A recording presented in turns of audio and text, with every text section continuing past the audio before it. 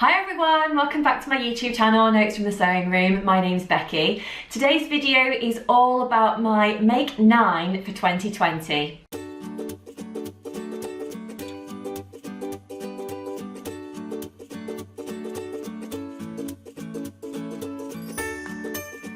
I hope you've been having a lovely week, whatever you've been doing. I probably look a little bit tired on today's video because I've just stepped out of the car. We've been on a 5-hour journey back up from the Brighton area, and we live in Nottinghamshire, so that's quite a long way. So it's been about 5 hours in the car on the M25, etc. So yeah, it's been quite a long day, to be honest.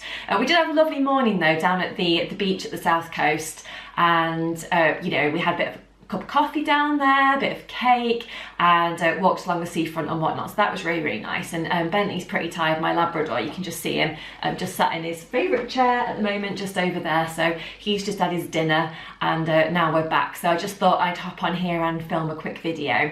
So Make 9, if you don't know what that's about, basically it's really popular on Instagram. A few people on YouTube have made videos about it already, which I've enjoyed watching, so I thought I'd do my own. So basically Make 9 is all about my plans for the year ahead, so the next 12 months and what I'm planning on making. It's really popular on Instagram, and people are coming up with 9 different projects that they want to make in the year ahead, basically. So that's what I'm going to be chatting to you about today. So it's been quite difficult actually to come up with a bit of a list of what I want to make. So I don't know about you, but my sewing list just seems to grow and grow and grow and grow and grow, and things kind of chop and change all the time. You know, I think, yeah, that's definitely at the top of my project list, and then it moves down, and you know, vice versa. Things that I don't think I really want to make, I might be inspired by seeing a version that somebody else has made online, and then that goes to the top of my project list. So it can be a little bit like that. So I'm really hoping that all these projects that I've got on my list are gonna be made by, say, like December time, but you know, we'll cross my fingers and we'll wait and see. Also, for those of you who are interested, I'm wearing one of my Agnes tops today by Tilly and the Buttons. So this is a lovely cotton weight jersey that I got, and I made this project sometime in 2019. So yeah, I love this pattern. It's one of my favourites. So I'm sure I'll make more of these in 2020 as well. But anyway, let me get started on what I'm going to be making in the next few months. So I've got a little list here of things that I'm planning on making, just because I thought I would definitely forget things, so I better write it down. And I've got a few of the patterns already which I'll hold up, and I'll also put a bit of footage on the screen as well of patterns that I haven't got and you know, are hoping to make.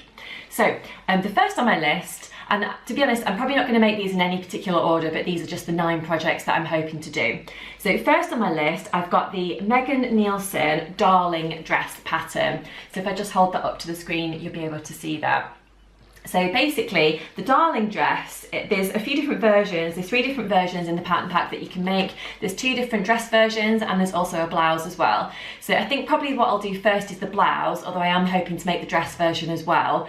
I've seen lots of lovely versions of this made up online, and a friend of mine, Claire, from Claire's Creations on Instagram, has also made a lovely version, which I saw her in just before Christmas, and that looked really lovely. So I'm hoping to make a dress version myself, definitely. But I'll probably go for the blouse first, just to kind of see what the fit is on that, and hopefully that'll be a bit more of a speedy project to make. So the blouse, it's just a button down front. I think it's finished with bias binding just around the neckline, and it's got a few buttons just down. I think it'd be perfect for wearing into the office, tucked into maybe a pencil skirt, or maybe one of my Sew Over It tulip skirts or something like that. So yeah, that's definitely on my to-do list. Next on my list is a pattern that so many people have made already, but I'm just well behind the curve and I've not got around to making it, but I'm definitely going to do it this year. So it is the Ogden Cami. So I'm sure you'll have seen lots of versions of that. If you search on Instagram, Ogden Cami, you'll see loads of versions. And I'm sure probably if you looked at Google Images or something like that, you'd see loads of versions as well. So the Ogden Cami is a true bias pattern. It's quite a simple pattern. I think it's a really good one for using up, you know, say 1 metre or so of fabric that you've got in your fabric stash. one of my sewing friends, Karen from So Little Time, made a lovely version out of some blue cotton lawn with little hearts on. I've actually got exactly the same fabric, so I may copy and make another version for myself. I think we both picked up that fabric from the Birmingham Rag Market during a sewing meetup during the summer. So yeah, I'm definitely going to make that pattern this year, and I'm hoping that it'll be one of those that I just want to make time and time again. So that's definitely on my list as well. Again, hopefully that'll be quite a speedy make. I do enjoy a speedy project because sometimes I don't have lots of time, so but I do love to get my kind of sewing fix, as I'm sure many of you do as well. So yeah, that's definitely on my list. Now, next on my list is a pattern that I've actually not got already, but I'm definitely hoping to make. So that is the Betty dress, but the add-on pack. So I have already got the Betty pattern, and I have made the kind of standard version. So for those of you who were unaware of this pattern, it's a sew over it pattern, and it's basically got a new add-on pack. I say new, it's been out for quite a while, I just don't have it yet. And it's got sleeves and different neckline variations, etc. So I'm hoping to make the round neck version with the 3/4 length arms, I think. So that's the circle skirt and the little add-on details around the bodice area. So cross fingers, I am going to get around to doing that one, because that is one of my favourite patterns that I made in 2019. So I just think it would be absolutely lovely. We're going to a wedding actually later this year, so I'm sure the Betty dress will be perfect for that. So yes, definitely on my list. Next on my list is, again, a pattern that I don't have yet, but I actually spotted a version on Instagram that someone had made earlier this week, and I was just inspired to do my own version. So this is like the ultimate scrap busting project. It's by Closet Case Patterns, and it's the pouf. So my husband's been saying for absolutely ages that he wants a footstool because he's got nothing to put his feet on apparently in the living room. So it's a basically a footstool for the living room, or for any other room in your house. You might like a kind of footstooly type thing. It's absolutely beautiful depending on what fabrics you use, but I don't know about you, I have got loads of scrap fabric and I don't want to waste it, and I want to put it to good use. So I think making a pattern like this will be perfect for me. It's basically made up of lots of different triangular pieces of fabric around the top area, and then I think it's got different panels around the bottom as well. I'm not sure if it's finished with some kind of piping detail around the edges, but I'm sure I'll find out when I actually download the pattern and get going with that one. And the best thing is that one is free as well to download, so I'd definitely check that one out if you want to. Next on my list is a pattern that I got bought for my birthday in 2019, and I've still not got around to making. So that is the Tilly and the Buttons Ness skirt pattern. So that is I'm planning on making mine out of denim, but you could make it, I'm sure, out of lots of different fabrics. It's a kind of clinched into the waist type denim skirt pattern, or skirt pattern depending on what fabric you use, and it's got a fly front, so I think it is a fairly straight skirt. I think there's two different pattern variations that you can make: a slightly longer version with a kind of split detail up the front, or a kind of more mini version as well. So I'll probably go for the more mini version, although I do find with Tilly and the Buttons patterns often that they do come up a little bit short on me, so I do have to add on a couple of inches to the bottom of the pattern because I am quite tall, but I'll see how I get on with that one. I think Adele, my friend over at Button and Pip, she made a lovely version in a lightweight denim fabric a while ago, so but I'm sure again there's loads more online that you can spot, so I'm definitely looking forward to making that one because I think it would be so practical, and I'll be able to wear it, you know, in summer and with tights like at the moment. So I definitely must get around to making that one. It's been on my list for ages and I've just basically not got around to it for whatever reason. Next on my list is a pattern that is a new look pattern. So I ordered this one online a while ago after spotting one that Amy, the editor of Love Sewing magazine, had made in a lovely lemony type fabric. So it's the new look 6587 pattern, and it's a button down skirt pattern. So I'll pop a picture on the screen so you can see it properly because the light's not great in here at the moment. So there's a few different versions of the pattern in here that you can make with or without a collar. So I think this would be so lovely to wear in summer, and I've not got any summer holidays or anything planned at the moment, but if we go away anywhere, or if we go to the coast over the summer or anything, I just think that would be so lovely to wear. And to be honest, I often wear my summer dresses around this time of year as well, just with tights and a cardigan. So I'd really love to make that one, because I don't think I've really made that many shirt dress type patterns, but I think it'd be right up my street, because it's got quite a flary skirt. I think it's got a bit of a gathered detailing going on, and different sleeve variations, so I think that would be really lovely.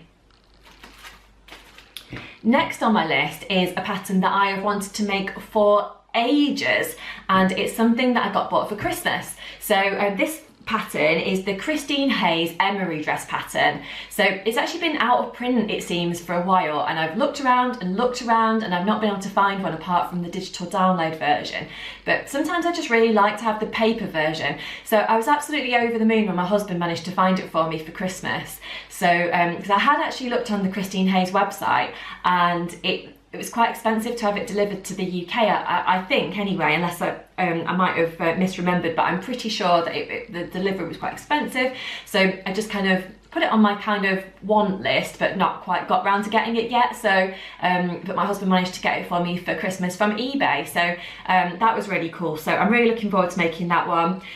It's got little cap sleeves, and it's got, again, a gathered skirt, and I just think that would be so pretty. Again, I think it would be lovely for a wedding, or just kind of dressed up with different cardigans and some nice beads or a necklace or whatnot. So yeah, again, that's kind of one of my perfect type patterns. So I'm hoping to definitely do that one in 2020. Next on my list is a pattern that I downloaded actually a while ago, but I've not got around to actually printing off yet, so I'm hoping to get that one done soon. So that one is the Sew Over It Cocoa jacket. So I'm really enjoying making my coat at the moment. At the moment I'm making the Tilly and the Buttons Eden coat, and I'm kind of doing little bits whenever I've got a bit of time. So in my next video, hopefully I'll be in a position to actually show you my finished garment, but at the moment it's still in progress. So I'd really like to have more practice making jackets. So I think the Sew Over It Cocoa jacket will be really, really lovely. I noticed that Mel from Dipsy Tulip made one recently, and it looks absolutely gorgeous. So I'd really love to make one myself. And I'm hoping to make it, maybe in my head I'm kind of dreaming up a maroon kind of coloured cocoa jacket, because I just think that would be so bright and lovely, that will cheer up the kind of wintry months, but also it'll be lovely going into kind of spring and whatnot as well, maybe with worn with a nice black pencil skirt or something, just to really set off the jacket. But I'll let you know if that one actually materialises and I manage to get the fabric and actually get around to making that. But yeah, I love the ones that Lisa Comfort's made as well. Just looks so pretty, and I think I could wear it over lots of different things, but particularly for work, or if not for work, I can wear it with jeans or whatnot at home as well, so that'd be really lovely.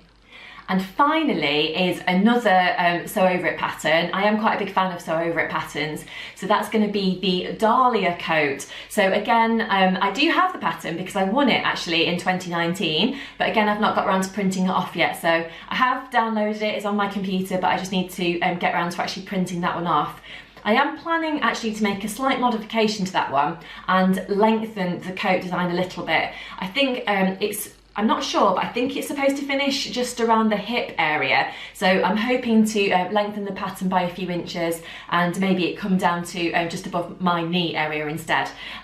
So cross fingers I'll be able to do that. I did actually buy some wool fabric or kind of wool mix fabric from the Birmingham Rag Market when I went to the Birmingham sewing meetup earlier in 2019, so I've still got that in my sewing stash, so I'm hoping to actually use that and make a lovely coat project. I think the fabric that I've got is probably going to fray quite a lot, so it'll definitely be an essential kind of overlocker job when I get around to making that one. So but to be honest, I mostly overlock most of my projects anyway, so it's not a big deal, but I think that would be really lovely. So I'd love to find out what you're making in the year ahead and what your sewing plans are, and of course what you're making at the moment as well. Don't forget, if you have enjoyed watching this video, please do hit the like button and subscribe to my channel. It really means a lot to me. I know a few of you have signed up recently, and it's just so exciting to realise that, you know, you are enjoying watching these videos, and you want to see more in the future. If you do have any ideas of